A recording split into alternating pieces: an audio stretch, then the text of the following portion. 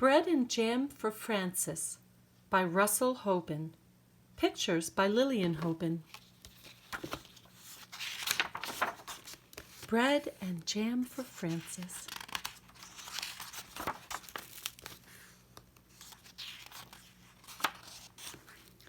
It was breakfast time, and everyone was at the table.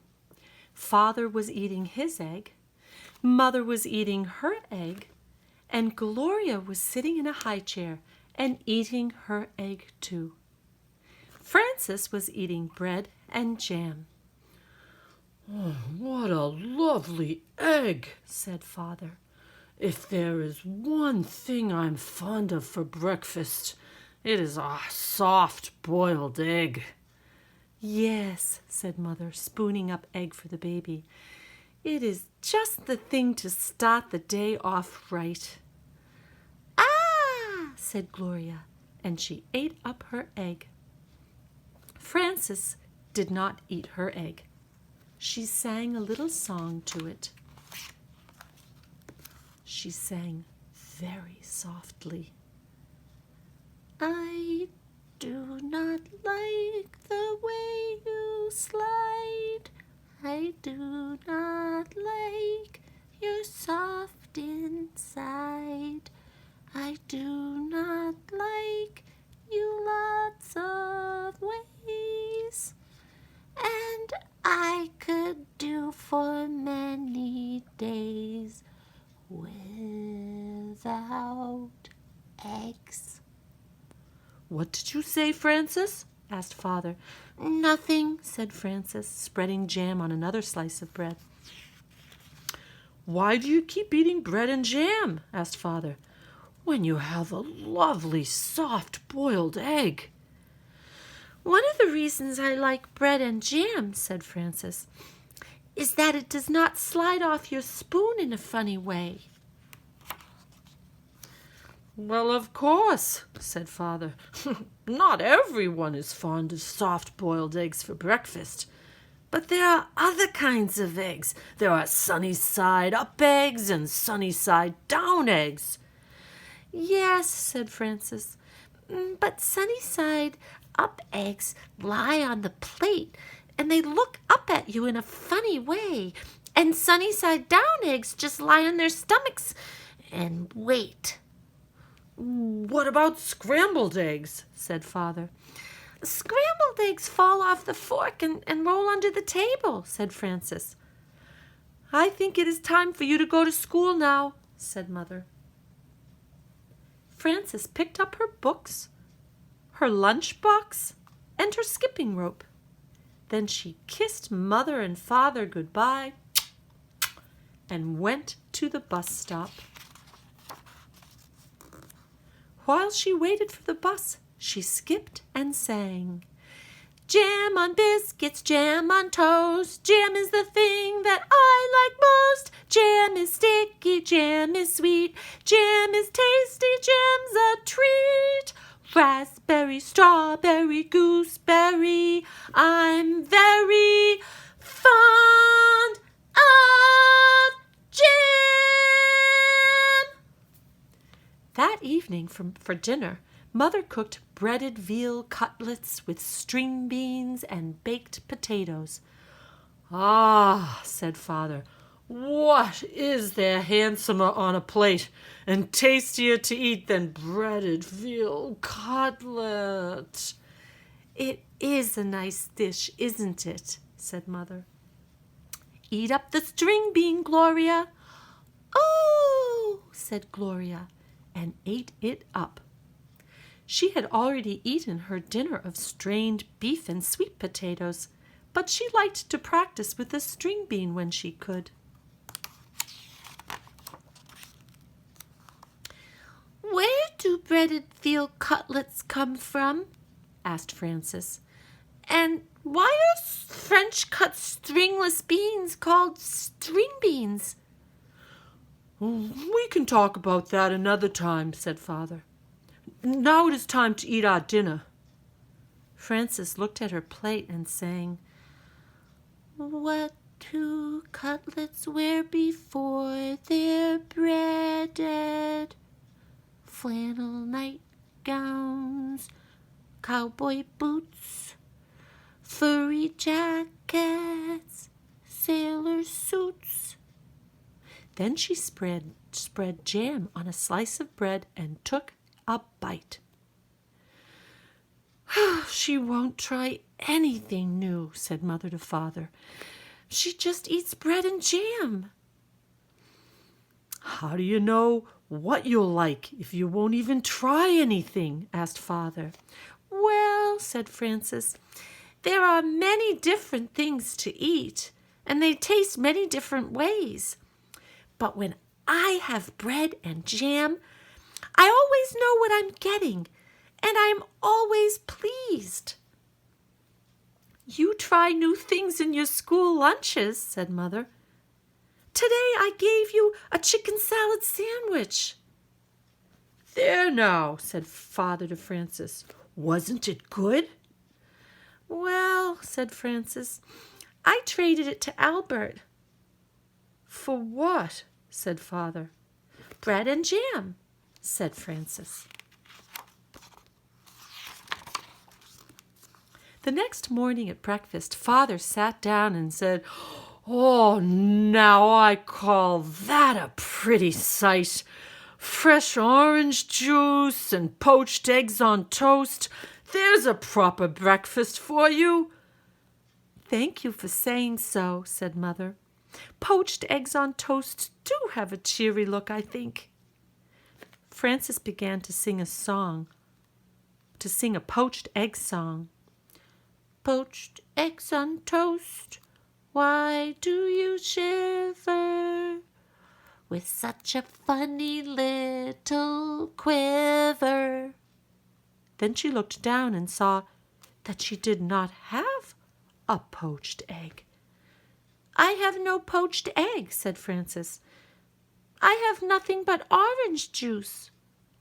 Oh, I know, said Mother. Why is that? Everybody else has a poached egg. Even Gloria has a poached egg, and she's nothing but a baby. But you do not like eggs, said Mother, and that is why I did not poach one for you. Have some bread and jam if you are hungry. So Frances ate bread and jam and went to school.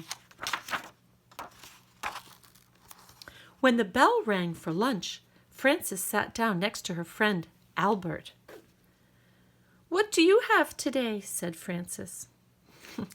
I have a cream cheese, cucumber, and tomato sandwich on rye bread, said Albert, and a pickle to go with it, and a hard-boiled egg, and a little cardboard shaker of salt to go with that, and a thermos bottle of milk, and a bunch of grapes and a tangerine, and a cup of custard and a spoon to eat it with. What do you have? Frances opened her lunch. Bread and jam, she said, and milk.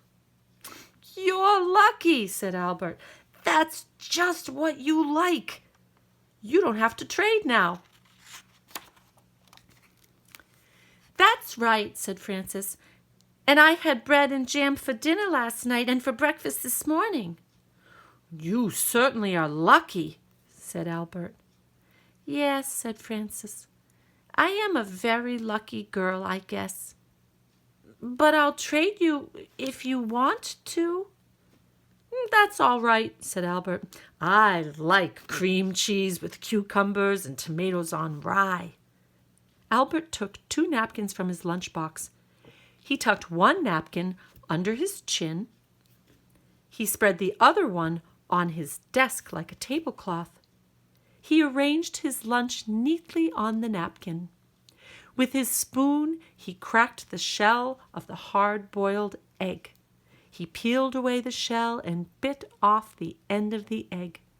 He sprinkled salt on the yolk and set the egg down again.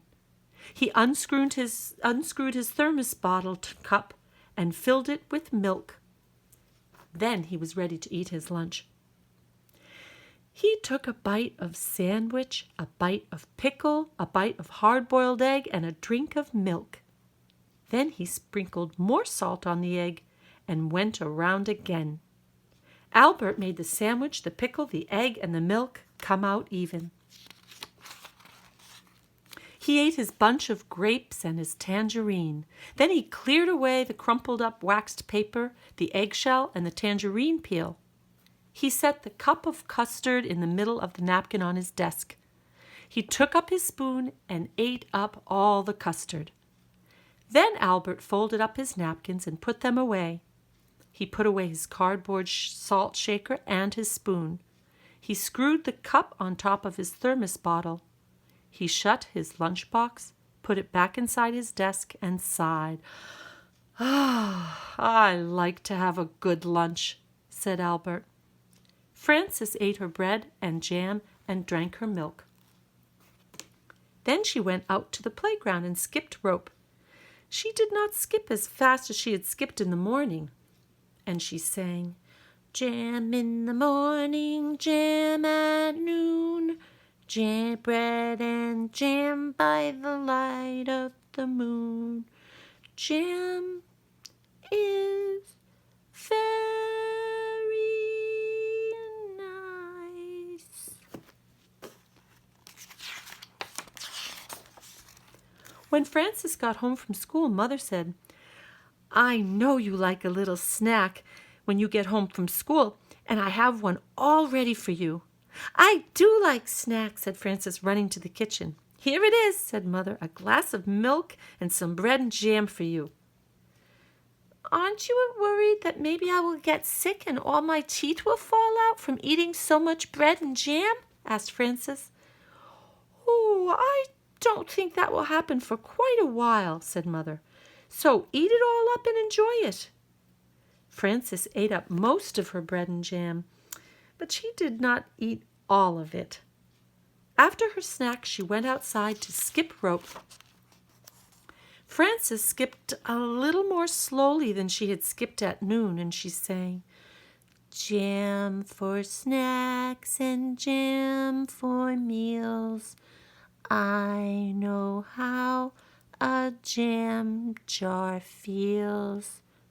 Full of jam." That evening for dinner, Mother cooked spaghetti and meatballs with tomato sauce. "I am glad to see there'll be enough for second helpings," said Father, "because spaghetti and meatballs is one of my favorite dishes." "Spaghetti and meatballs is a favorite with everybody," said Mother. "Try a little spaghetti, Gloria." Said Gloria and tried the spaghetti. Frances looked down at her plate and saw that there was no spaghetti and meatballs on it. There was a slice of bread and a jar of jam. Frances began to cry. "My goodness," said Mother. "Frances is crying." "What is the matter?" asked Father. Frances looked down at her plate and sang a little sad song. She sang so softly that Mother and Father could scarcely hear her. "What I am is tired of jam. I want spaghetti and meatballs," said Frances. "May I have some, please?" "I had no idea you liked spaghetti and meatballs," said Mother. "How do you know what I'll like if you won't even try me?" asked Frances, wiping her eyes. So Mother gave Frances spaghetti and meatballs, and she ate it all up. The next day, when the bell rang for lunch, Albert said, "What do you have today?"